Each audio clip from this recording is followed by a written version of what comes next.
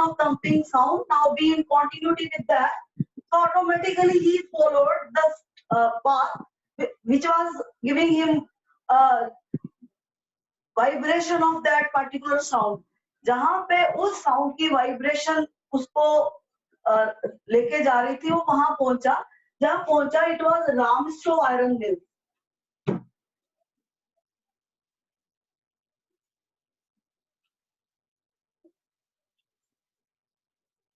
तो already we did till this particular point. जब last meeting हमने छोड़ा था तो जो उसकी वाइब्रेशन साउंड थी उससे वो वहां पहुंचा. वो जहां थम्पिंग की साउंड आ रहा था वो आयरन मिल थी. उस आयरन मिल का नाम था रामस्ट्रो आयरन मिल. सो ऑटोमेटिकली ही reached over there. He opened the gate. उस मिल का, उस फैक्ट्री का गेट उसने खोला नेटरैप सेलर ने. He entered in that particular mill. Then what had happened? Just look at the next step.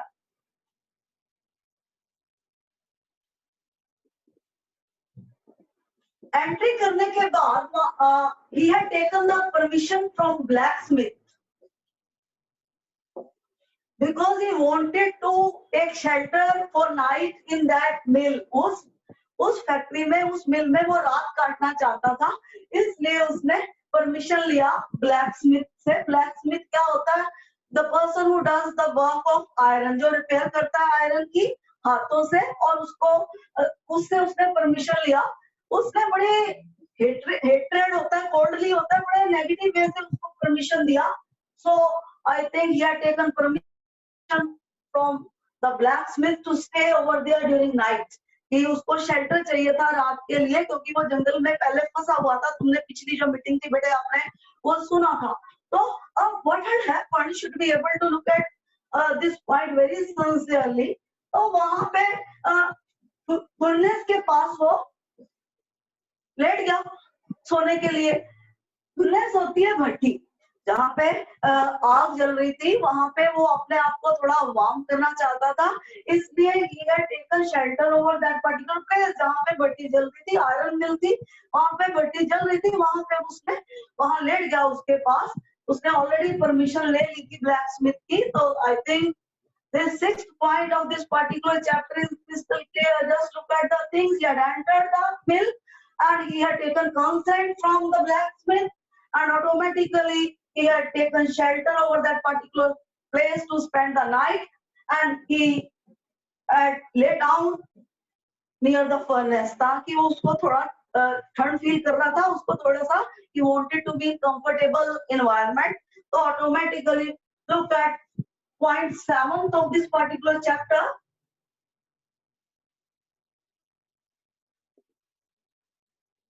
So just look at 7 point. Automatically, if we look at this point, will introduce us the iron master. That will introduce us iron master. क्या होता है iron master? Iron master होता है जो I think the proprietor of iron mill. Proprietor होता है जो मालिक होता है आयरन मिल का, या मैन्युफैक्चरर ऑफ आयरन. तो बेटा add it into the dictionary of अपने डायरी और माइंड. आयरन मास्टर का मतलब ऑलरेडी मैंने क्लियर कर दिया. Blacksmith, it is clear. तो यहाँ पे जो मालिक होता है आयरन मिल का उसको आयरन मास्टर कहा जाता है. Just look at this episode. इस एपिसोड में, इस पॉइंट के एपिसोड में आप देखोगे तो वो बड़ा क्यूरियस फेलो था. जो ऑनर था, जो हेड था उस आयरन मिल का, आयरन मास्टर जो था, he was very intelligent person. वो विश्वास नहीं करता था अपने वर्कर्स पे. वो हमेशा चेकिंग के लिए आता था, चेक करने के लिए कैसा काम चल रहा है, because he wanted to produce excellent quality of iron. तो वो बहुत अच्छा उसको लगता था कि मार्केट में उसकी गुडविल बनी रहे और उसको बहुत A1 क्वालिटी का आयरन प्रोड्यूस हो. तो वो चेकिंग करने के लिए आता ही रहता था. तो वो नाइट में वो इंस्पेक्शन करने के लिए आया. He was there in the mill for his night visit or night inspection. तो जैसे उसने एंट्री किया वहां पे, तो उसने देखा he had seen that particular trap. वो रेड ट्रैप सेलर जो है वो वहां पे उसको he was able to look at that particular fellow. तो अब ऑटोमेटिकली वो उसकी आउटलुक बहुत खराब थी। मैंने पिछले आपको जब मैंने लेक्चर फर्स्ट में भी बताया था, तो उसको देखते ही उसको लगा कि ये तो मेरा पुराना रेजिमेंटल कॉमरेड है। तो he considered him his old regimental comrade. तो उसका नाम भी उसको जो था वो कैप्टन नील्स ओलोफ समझा उसने, जब वो जॉब करता था। ये फैक्ट्री उसने बाद में खोली थी, जो आयरन मिल थी, पहले वो आर्मी में था। तो आर्मी में उसको लगा कि कई बार रिजेम्बलेंस होती है ना, फैमिलियर होती है शक्ल एक दूसरे के साथ, तो वो फैमिलियर भी नहीं थी। उसकी बियर्ड बहुत बड़ी बड़ी हुई थी, उसकी आई थिंक आउटलुक सही नहीं थी। तो उसको लगा कि मेरा ये पुराना जो कॉमरेड है, जब हम इकट्ठे आर्मी में जॉब करते थे, ये मेरा जो था, he was fellow soldier with me। तो कॉमरेड क्या होता है? Just look at this particular point. Comrade और कुलीग में क्या डिफरेंस होता है? कॉमरेड को आई हैव हाइलाइटेड 80% की, इसका मतलब होता है the person who serves in the army, soldier in the army, the person of same rank in the army. लेकिन हम ये कुलीग वर्ड यूज करते हैं, what does it mean? Colleague means the civilians use this particular word, that is colleague, and army people or military people use this word comrade. So colleague होता है the person of the same rank, fellow person who is at the same post, और उसको colleague क्या कहा जाता है। इन comrade यहाँ पे हाईलाइट किया जाता है। जो आर्मी पीपल है इसी को comrade बोलते हैं। पर अगर मैं क्वालिटी बताऊं, जब ये army people are very true to by heart, basically they look at the things very seriously। तो जो कुलीग होता है, हम सिविलियन इस वर्ड को ये बोलते हैं, हम इतने सिंसियर नहीं होते सिविलियन जितने कि ये लोग सिंसियर होते हैं, जो आर्मी पीपल होते हैं और मिलिट्री पीपल होते हैं। Just add into the dictionary of your mind comrade and colleague. I think difference is crystal clear. और उसको लगता है कि ये तो मेरा पुराना जो जब मैं जॉब करता था, ये तो मेरा पुराना फेलो है, ये तो मेरा पुराना फेलो कुलीग कॉमरेड है। He was able to recognise that particular point. तो अब उसको आगे you should be able to look at the next step। तो automatically it was his moral responsibility to give him respect। तो उसका एक फर्ज बनता था कि हाँ, चाहे उसके उस टाइम पे उसको लगा कि किसी पेसिमिस्टिक सिचुएशन के कारण जो मेरा दोस्त आर्मी में था, उसके कोई नेगेटिविटी के कारण I think he is not happy at all। he is just suffering from some problem। तो ऑटोमेटिकली सेवंथ पॉइंट में, I am just elaborating this particular point, तो उसने उसको बड़े ध्यान से देखा और उसको कहा कि यार तेरी ऐसी हालत कैसे होगी? कि आर्मी पीपल जो वो एंड तक they are very fine people, क्योंकि उनकी जो पर्सनैलिटी होती है इट्स डिफरेंट। तो अब उसने क्या कहा, just look at the things. साथ में उसने ऑफर दिया कि चलो मेरे घर आप चलो। तो here just invited him to his manor house। manor word का क्या होता है? MANOR। इसका मतलब होता है a large country house with lands। बहुत आगे लैंड्स होती है, जमीन होती है। जो विलेज का बड़ा घर होता है उसको MANOR बोला जाता है। उसने जो आयरन मास्टर था उसको इनविटेशन दी कि यार मेरे घर चल, तो तेरी हालत बहुत बुरी है, it is my moral responsibility to look after you at this particular state. तो उसने उसको इनविटेशन दिया। इनविटेशन दे जैसे उसने दिया, आयरन मास्टर के इनविटेशन को जो द रेड ट्रैप सेलर था या ट्रैम था, उसने एक्सेप्ट नहीं किया। उसको डर था कि अगर वो जाएगा तो देखिए चोरी की हुई, तो डर तो उसके पास था ही। Okay, he had stolen 30 kroners। We have already missing 3 points so far as the point is concerned। तो next step पे चलिए, उसने उसको इनवाइट किया कि यार तुम मेरे घर चल। तो automatically he had rejected that offer। तो उस रेड ट्रैप सेलर ने उस ऑफर को रिजेक्ट कर दिया। क्यों रिजेक्ट कर दिया? क्योंकि उसको अंदर से डर था कि वो पकड़ा जाएगा पैसे चोरी की। और बहुत एक दो बार कहा, बहुत उसने जो आयरन मास्टर था काफी रिस्पेक्टफुली उसने उसको रिक्वेस्ट की कि भाई इस टाइम पे चलो हमारे घर चलो।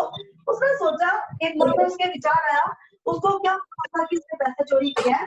उस आयरन मास्टर मन में ये विचार आया कि इस बंदे ने इसलिए नहीं आ रहा, इसने मोटे पुराने कपड़े पहने हुए है ना, इसलिए मेरे घर में आने के लिए रेडी नहीं हो रहा। तो दैट इज उसने उसको ये कहा कि यार तेरे को एम्बैरेस फील करने की जरूरत नहीं है।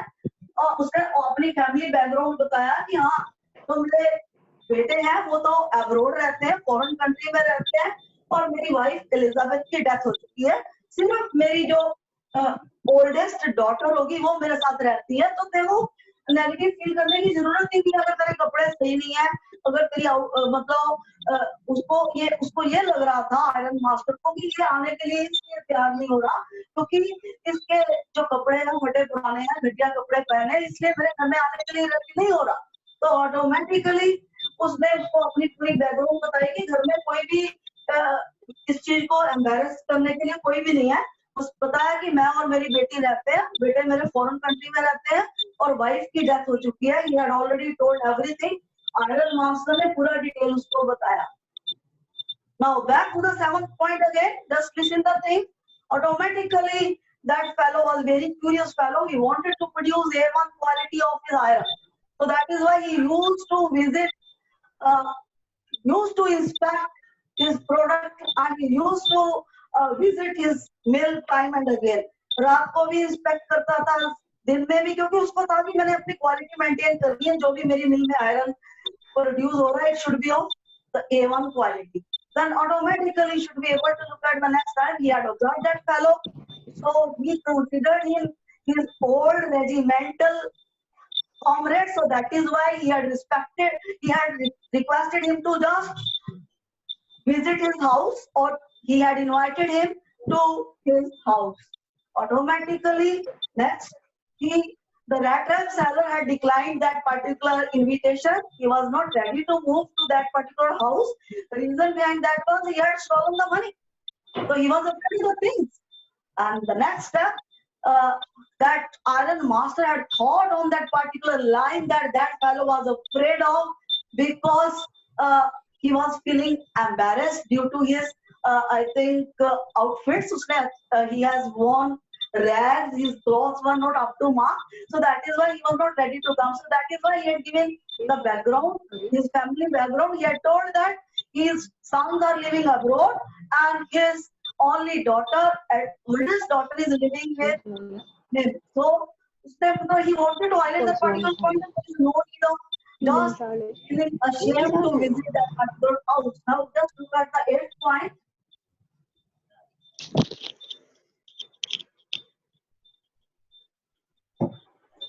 Automatically, Iron Master had gone to look at the things. He tried his best to make that particular fellow to invite to his house, but the rat trap seller was not ready. Rat trap seller ready नहीं था वहां जाने के लिए, तो automatically वो चला गया, उसको उससे ज्यादा था। और जाते ही उसने 8 पॉइंट में आपको देखोगे अपनी डॉटर को भी, तो आयरन मास्टर था, he had sent his daughter. और के बदतमीज कनेक्ट हो रहा है। Hello, so in 8th point we will study that he had sent his daughter to invite that particular fellow. उसने अपनी बेटी को भेजा कि हाँ वो ऐसे ऐसे मेरा जो ओल्ड मेरा फ्रेंड है उसको घर में इनविटेशन देने के लिए जाइए। तो वो 30 minutes के बाद, after half an hour, she was there to invite that particular fellow again. उसकी बेटी जो थी आयरन मास्टर की, जिसका नाम था एडला विल्मेसन, she was there to just extend her invitation again. तो उसको बुलाने के लिए रेड ट्रैप सेलर को दोबारा आई। She was not pretty, but she was modest and shy. तो वो इतनी आउटलुक उसकी इतनी अच्छी नहीं थी, पर she was very fine so far as her attitude was concerned. She was very fine girl. तो उसने उसको इनविटेशन दिया रेड ट्रैप सेलर को। Red trap seller was agreed to accompany with her. तो रेड ट्रैप सेलर रेडी हो गया जाने के लिए। तो ऑटोमेटिकली, क्योंकि उसने 2 पॉइंट्स कहे जिसके कारण मोटिवेशन के लिए that girl had highlighted 2 points. First point, she had told that fellow was free to move from that particular place at any moment. उसने कहा कि आप आइए, सिर्फ वो क्या चाहते थे कि क्रिसमस हमारे साथ मनाए, that Christmas was about to be there. जब भी जो क्रिश्चियन होते हैं, जो क्रिसमस को सेलिब्रेट करते हैं, वो चैरिटी देना बहुत ही ज्यादा मांगते। They consider their moral responsibility to just involve themselves in charity.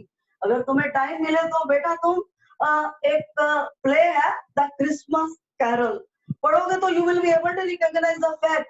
तो आयरन मास्टर भी और उनकी डॉटर भी चाहते थे कि ये हमारे साथ क्रिसमस फेस्टिवल जो है वो सेलिब्रेट करे। तो that is why they were looking at the thing. तो उनकी डॉटर ने एक पॉइंट ये कहा कि वो कभी भी जा सकता है, उसको कोई फोर्सिबली नहीं रोकेगा जब वो जाना चाहे।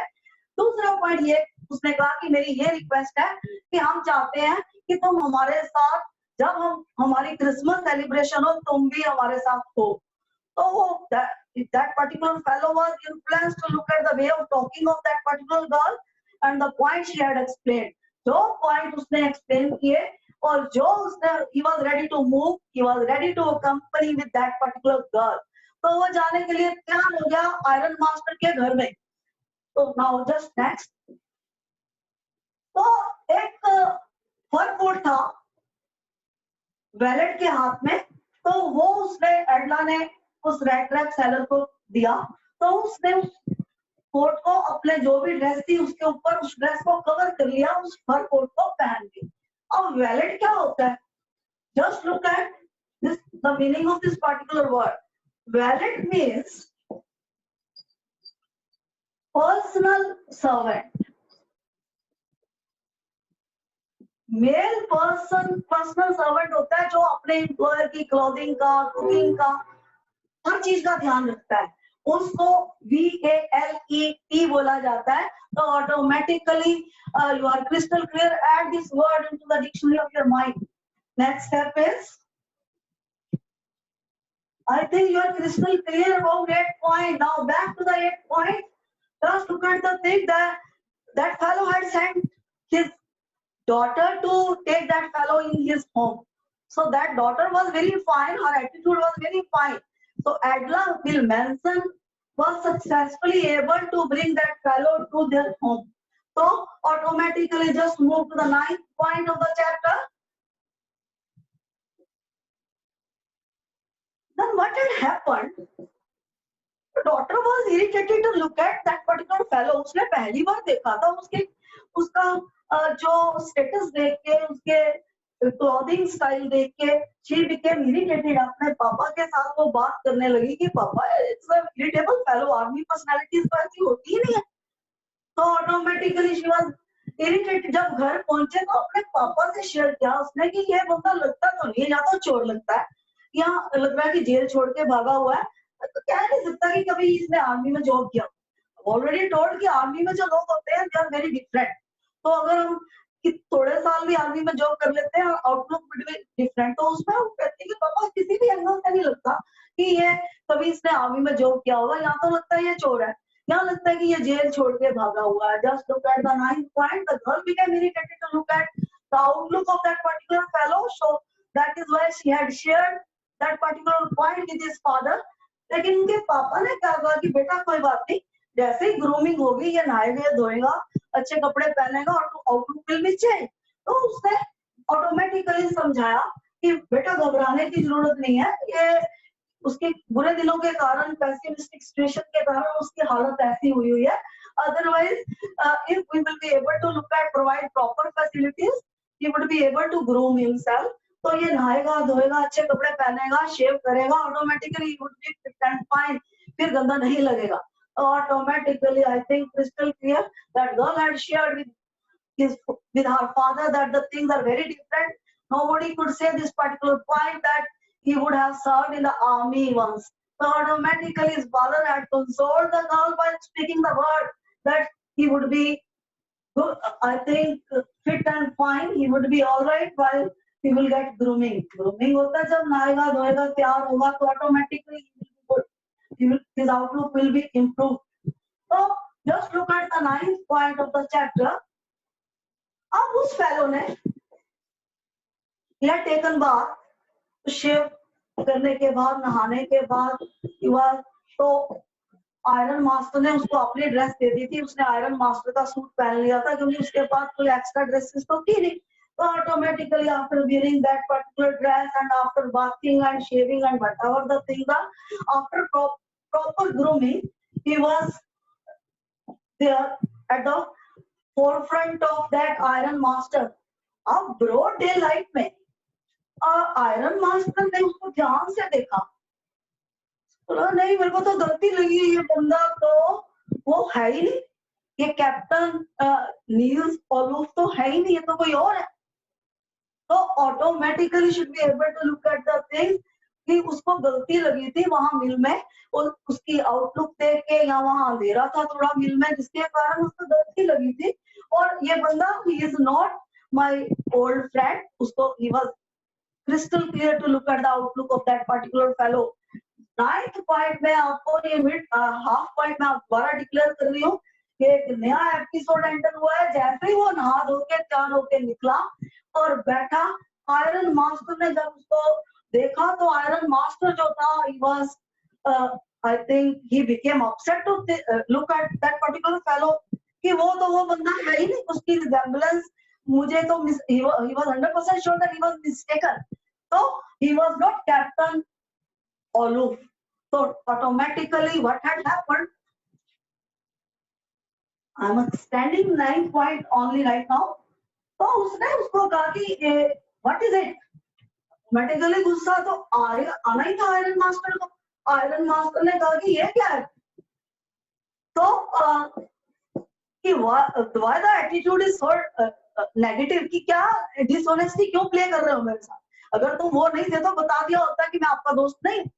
अब उसने भी इसलिए नहीं बताया था, देखो उसको पैसे की जरूरत थी कि थोड़ा बहुत पैसा मिल जाएगा, अगर अदरवाइज वो इतना डिसऑनेस्ट नहीं था जो रेड ट्रैप सेलर था। माना कि वो पैटी थ्योरी एक्टिविटीज में इन्वॉल्व था, रेड ट्रैप बनाता था, लेकिन इतना हेरा फेरी नहीं कर सकता था कि कोई गलत कहे कि तुम वो है वो। लेकिन लालच कहते हैं ना कि रेड ट्रैप जो होती है सबको अपने में फंसा लेती है, जैसे चूहा रेड की तरफ भागता है, चूहा रेड ट्रैप की तरफ भागता है खाने के लिए। तो इसको भी लगा, थोड़ा सा लालच आया था उस टाइम पे रेड ट्रैप सेलर को कि मेरी जो नेगेटिविटी है, मेरे जो पैसे थोड़े से इससे मिल जाएंगे अगर मैं इसको अपनी आइडेंटिफिकेशन प्रॉपर ना बताऊं। तो लेकिन उस स्टेज पे आयरन मास्टर को बहुत गुस्सा आया, इतना इरिटेट हुआ, the things became very negative कि ये why he was playing with that particular fellow, he wanted to highlight that particular point। तो जैसे ही उसने आयरन मास्टर को गुस्से से बोला, आयरन मास्टर भी बड़ा गुस्से से जवाब दिया कि मैंने नहीं कहा था कि मैं तुम्हारे घर में आऊं, तुम खुद मिन्नतें करके मुझे अपने घर लेके आए। Just highlighted, he had responded that point in a very, I think, arrogant way कि मेरे को क्यों तुम कुछ कह रहे हो, मैं कोई जान के नहीं आया, मैं तो चाहता था कि रात काटूं, मिल में हो, चला जाऊं सुबह, और आप लोगों ने मुझे मजबूर किया घर में आने के लिए। He had highlighted that particular point। तो आयरन मास्टर जो था, he was listening everything।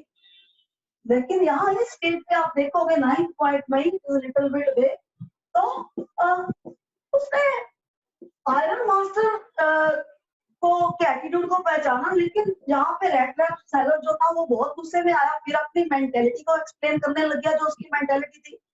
उसने कहा कि देखो ये दुनिया पूरी रेड ट्रैप है, आज मैं इस रेड ट्रैप में फंसा हूं तो कल तुम भी फंसोगे, उसने सीधा क्लियर कर दिया। लेकिन इससे पहले जो वो बंदा था उसने कहा कि मैं शेरिफ को बुलाऊंगा, यानी आयरन मास्टर ने कहा कि मैं शेरिफ को बुला के तेरे को जेल करवा रहा हूँ क्योंकि तू आइडेंटिफिकेशन तुम्हें अपनी सही नहीं चीज।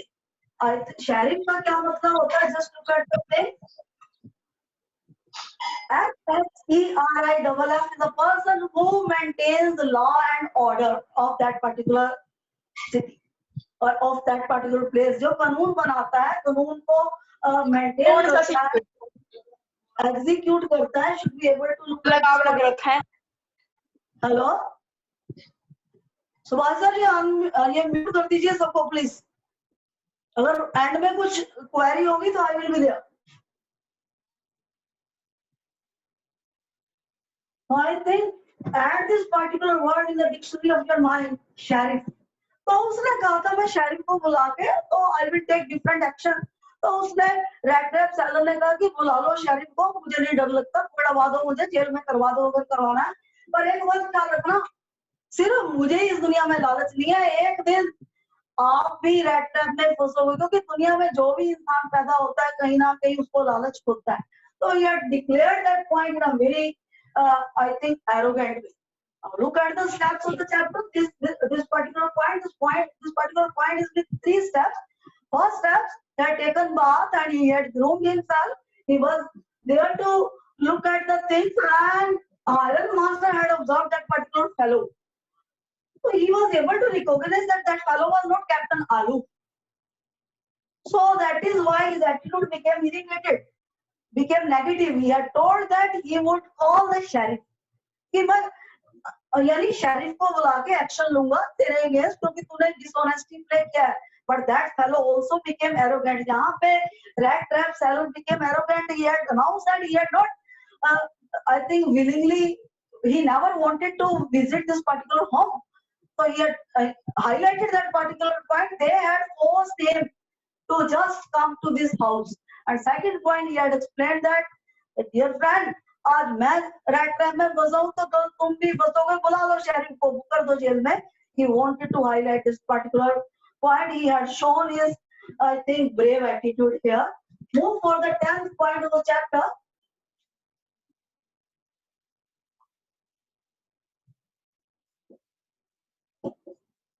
Here, in the 10th point, you will study that they were fed up. Iron Master was fed up to look at the attitude of that particular fellow. उसने चलो कहा कि चलो क्रिसमस का त्योहार है, मतलब we shouldn't be very negative to look at the thing. उसने कहा कि चलो शेरिफ को नहीं बुलाता, तू जाओ. He wanted that fellow to be out from that house. कि जाओ. तो लेकिन जो एडला विल मैसन, जो उसकी डॉटर थी Adela Will Mason, she had requested his father to just let him stay overnight. या उसको उसने पापा को रिक्वेस्ट किया कि पापा इसको इतने अरमान से हम लेके आए हैं ताकि क्रिसमस हमारे साथ वो सेलिब्रेट करे. कोई बात नहीं, कल चला जाएगा. आज क्योंकि अगले दिन जो था वो क्रिसमस था, कि इसको सेलिब्रेशन हमारे साथ करने के बाद चला जाएगा. वैसे भी दुनिया में इसका कोई नहीं है, तो इसको स्टे करने दो, इसको बाहर मत निकालो. तो पापा गुस्से में थे, लेकिन उनके पापा ने थोड़ा सा, जब बेटी ने फोर्स किया तो मान ली बात की, कोई बात नहीं, आज क्रिसमस सेलिब्रेशन करने के बाद ये चला जाएगा. तो automatically that fellow became irritated. Iron master became irritated to look at the thing. He had just instructed that fellow to get out from that home, but his daughter had requested her father to let him stay to celebrate Christmas with them. Automatically that fellow was able to look at the thing. The Iron Master had accepted that particular, I think, request of his daughter. So next, what had happened? Look at the 11th point of the chapter.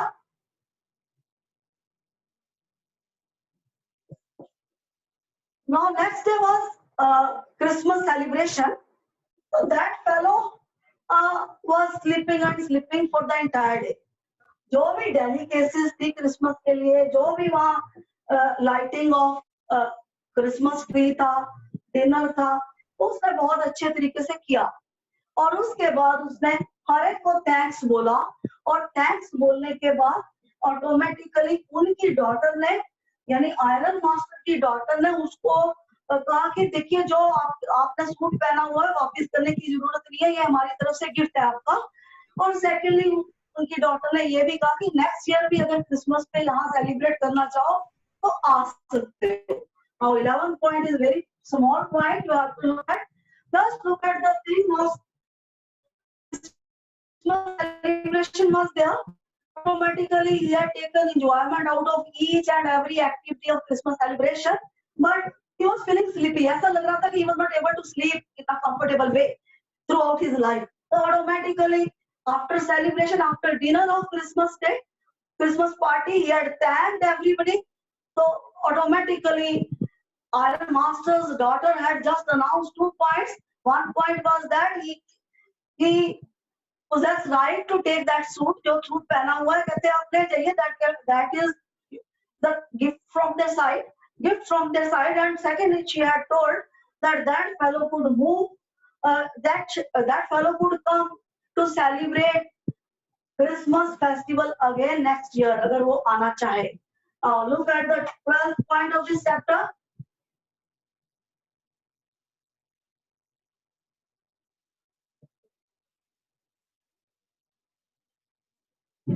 Automatically, he was there in the house, he was sleeping.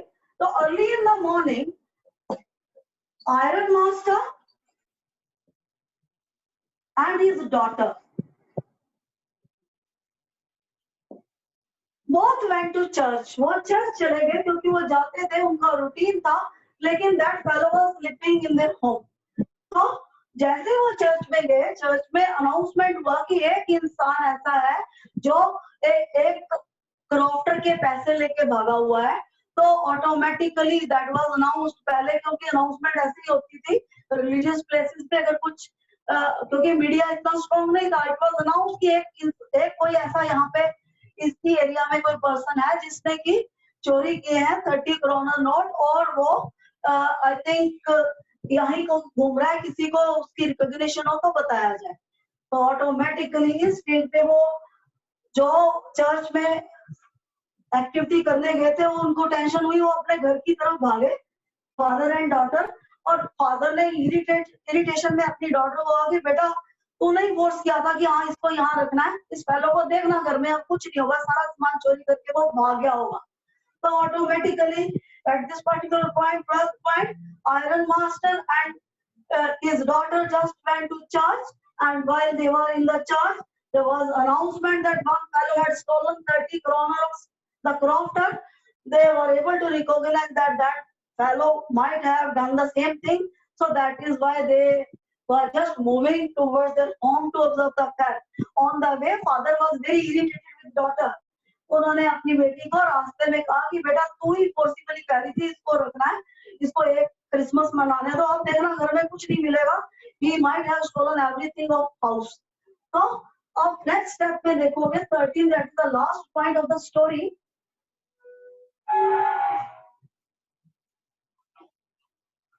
तो वो जैसे